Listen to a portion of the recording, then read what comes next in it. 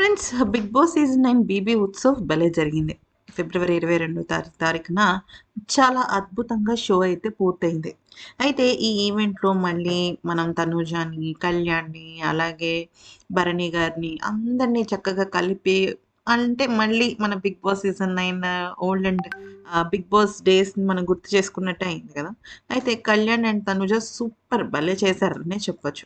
కాకపోతే మ్యాటర్ ఏంటి అంటే ఇక్కడ తనుజ అండ్ కళ్యాణ్ ఆహ్, వాళ్ళకి సంబంధించిన ఎపిసోడ్ ఎంత బావుందో, తనుజ, భరణి అలాగే దివ్యకి సంబంధించి కూడా కొన్ని విషయాలు జరిగాయి. అయితే నాగ్ సార్ వచ్చారు కదా! నాగ్ సార్ ఏం చేశారంటే టాప్ 5 కంటెస్టెంట్స్ తర్వాత మిగిలిన కంటెస్టెంట్స్ కొంతమంది ఉన్నారు కదా! వాళ్ళలో ఒక టాప్ ఒక కొంతమంది కంటెస్టెంట్స్‌ని సెలెక్ట్ చేశారు. సెలెక్ట్ చేసి వాళ్ళకి రకరకాల గిఫ్ట్స్ ఇచ్చారనమాట.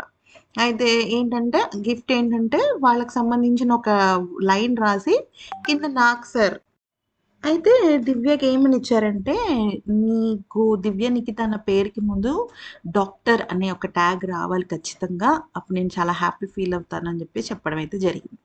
అయితే ఇక శ్రీముఖి ఏమో ఫన్నీగా అటు తనూజకి, దివ్యకి సంబంధించి భరణి గారికి తను వెళ్ళిపోతుంటే ఎలా చేస్తారు ఏంటంటే డాన్సులవి కట్టారు గదా! అయితే బయటకొచ్చిన తర్వాత తనూజ దివ్యకి ఒక స్పెషల్ గిఫ్ట్ ఇచ్చిందంట.